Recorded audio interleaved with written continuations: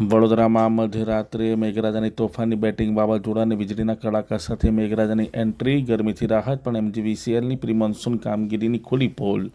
હવામાન વિભાગ દ્વારા કરવામાં આવેલી સત્તાવાર આગાહી વચ્ચે ગત મોડી રાત્રે વડોદરા શહેર અને જિલ્લાના અને આજે રાત્રે પણ વાતાવરણમાં અચાનક ભારે પલટો આવ્યો હતો. છેલ્લા કેટલાક સમયથી અસહ્ય ઉકળાટ અને કાળઝાળ ગરમીથી ત્રાહિમામ પોકારી ગયેલી જનતાને આખરે મોટી રાહત મળી છે.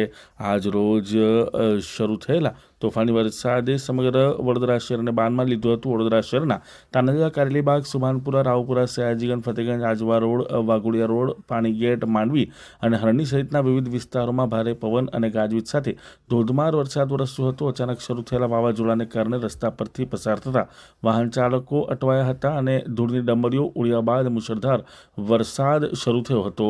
પહેલા જ વરસાદમાં એમજીવીસીએલની પોલ ખુલ્લી, અનેક વિસ્તારોમાં અંધારપટ છવાયું હતું. બીજી તરફ ચોમાસા પહેલા લાઇનોની મરામત અને મેન્ટેનન્સનો મોટો દાવો કરતી વીજ કંપની મધ્ય ગુજરાત વીજ કંપની લિમિટેડ એમજીવીસીએલની પોલ આ પહેલા જ વરસાદમાં કટોકટીપૂર્વક ખુલી ગઈ હોય તેમ કહી શકાય. કડાકા ભડાકા સાથેના ભારે વાવાઝોડાની શરૂઆત થતાની સાથે જ શહેરના ગ્રામ્યના અનેક વિસ્તારોમાં વીજ પુરવઠો ખોરવાઈ ગયો હતો. પવન ફૂંકાતાની સાથે જ વીજળી ગુલ થઈ જતા તંત્રની પ્રી મોન્સૂન કામગીરી માત્ર કાગળ પર જ રહી હોવાનો ભારે રોષ સ્થાનિક લોકોએ વ્યક્ત કર્યો છે અને લોકચર્ચાએ પણ જોર પકડ્યું છે. અનેક સોસાયટીઓ અને રહેણાંક વિસ્તારોમાં અંધારપટ છવાઈ જતા લોકોને ભારે હાલાકીનો સામનો કરવો પડ્યો હતો. એક તરફ ગરમીથી રાહત મળી તો બીજી તરફ વીજળી ગુલ થતાં લોકોમાં તંત્ર સામે ઉગ્ર નારાજગી જોવા મળી છે.